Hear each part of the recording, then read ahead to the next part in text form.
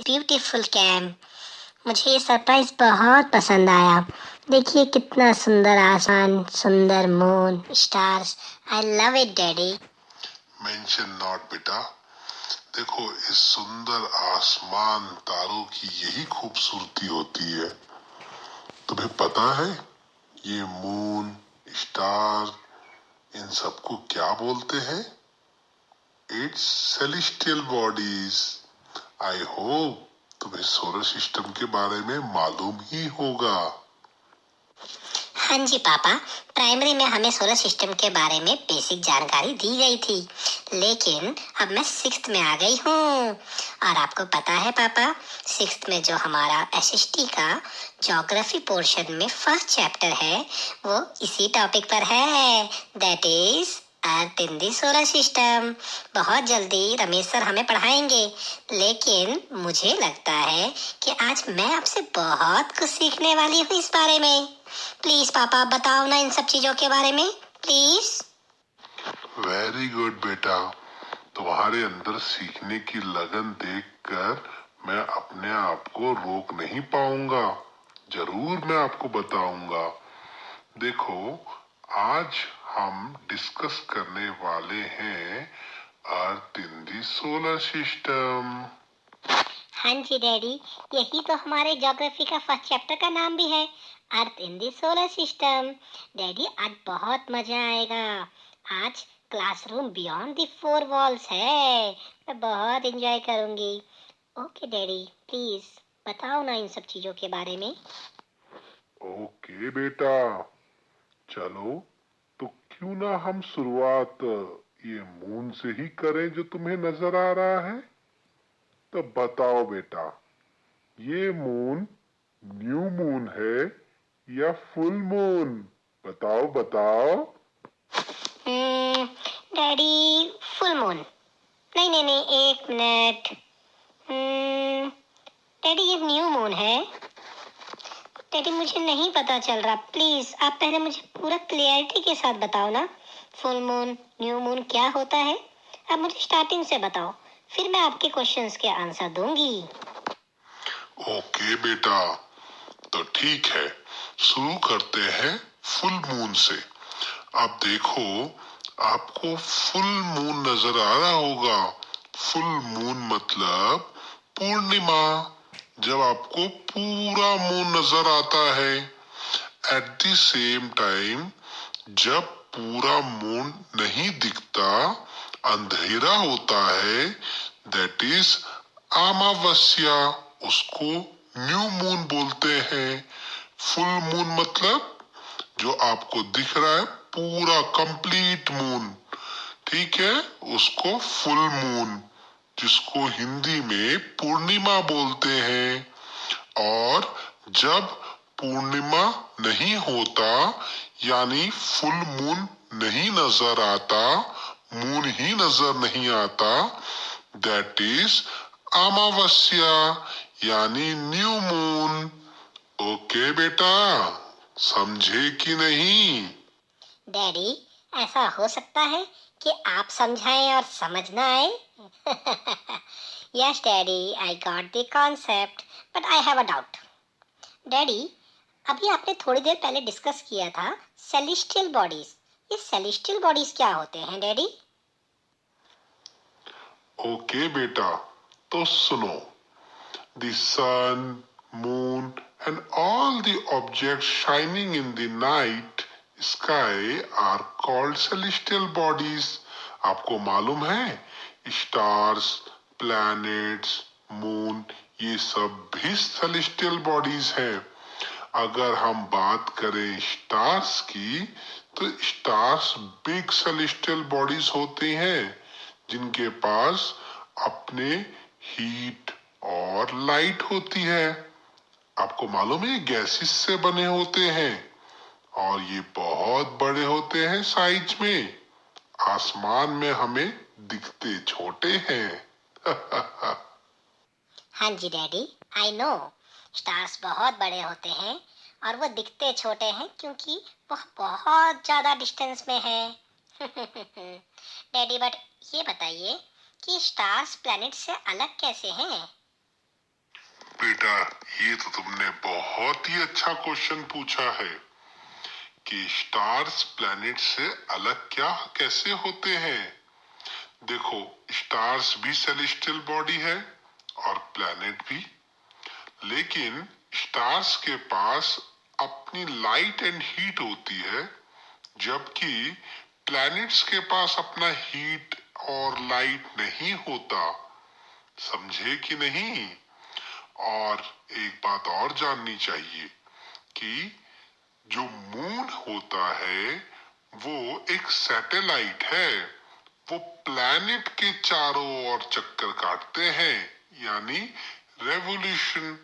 और at the same time planet किसके चारों ओर चक्कर काटते हैं?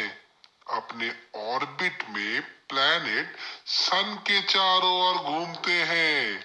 समझ आया कि नहीं बेटा? हाँ जी डैडी, मुझे समझ आ गया।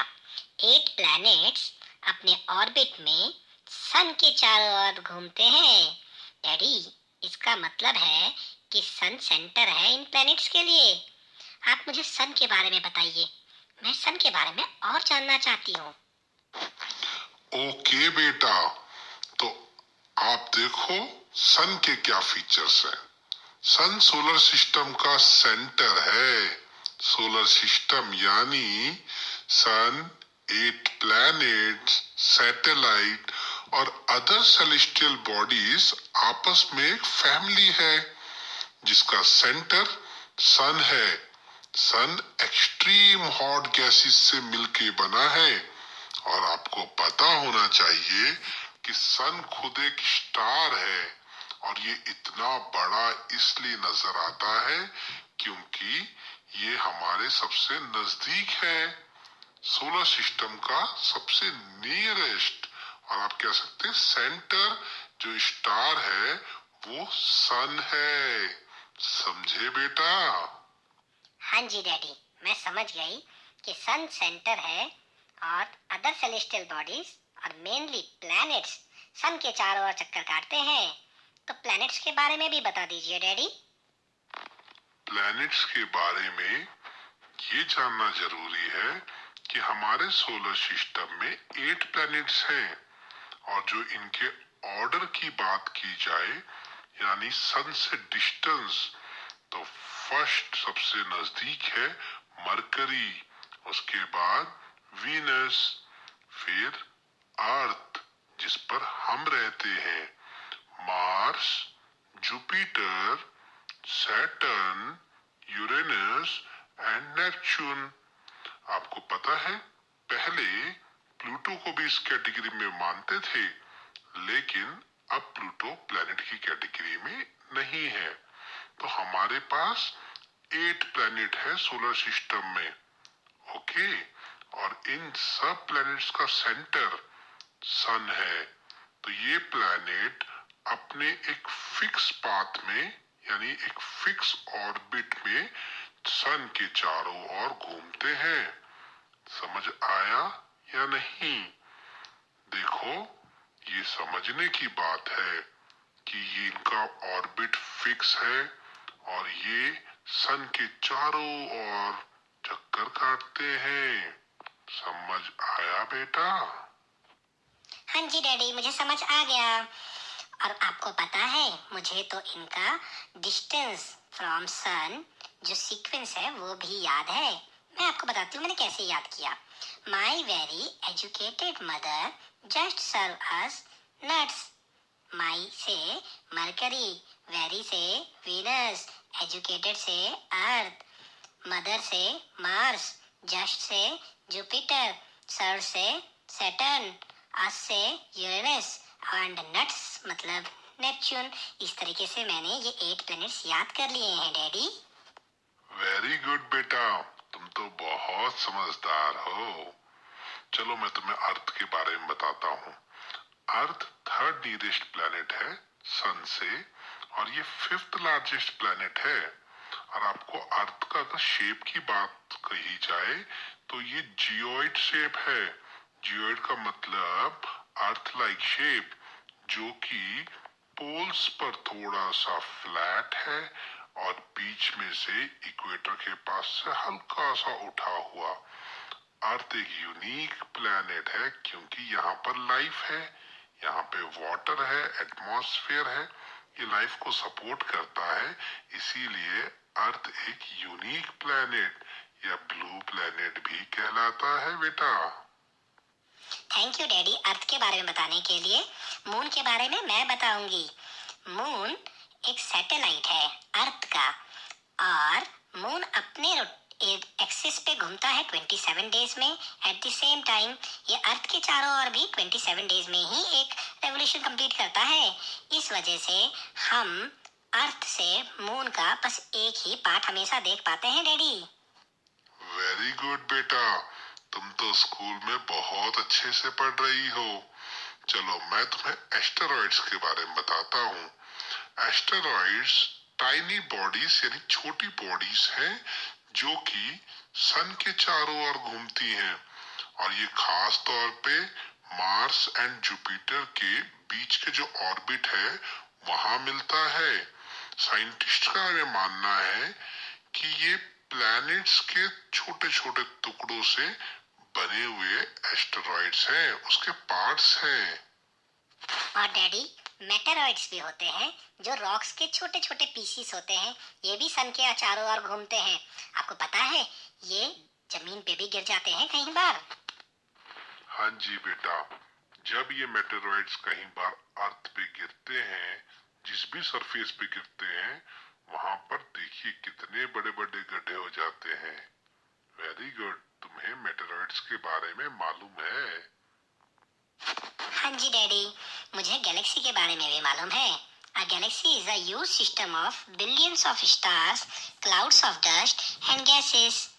डैडी, जो सोलर सिस्टम है हमारा वो भी एक गैलेक्सी का पार्ट है। मुझे यूनिवर्स और गैलेक्सी में थोड़ा डाउट है डैडी। यूनिवर्स के बारे में एक्सप्लेन कीजिए प्लीज।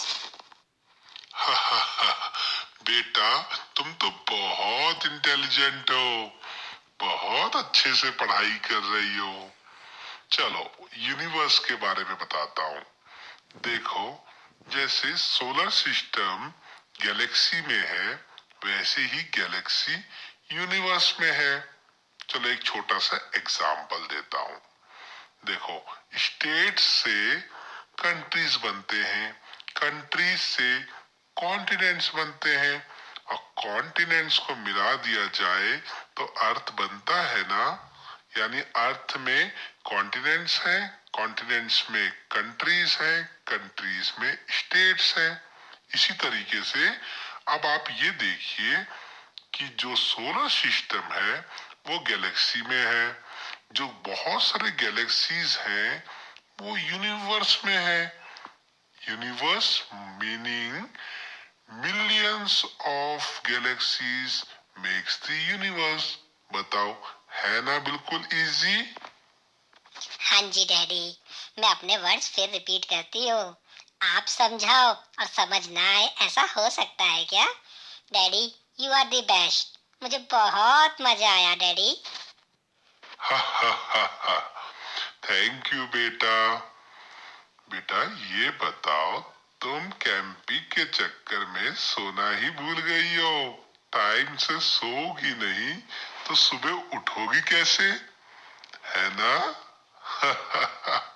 चलो बेटा, गुड नाइट। टाइम पे जाके सो जाओ। Good night. Good night, Daddy. Have a sweet dreams. Hope you all enjoyed this video. This video is presented by Kirmis Kendra Vidyalaya Uri. Good night, everyone.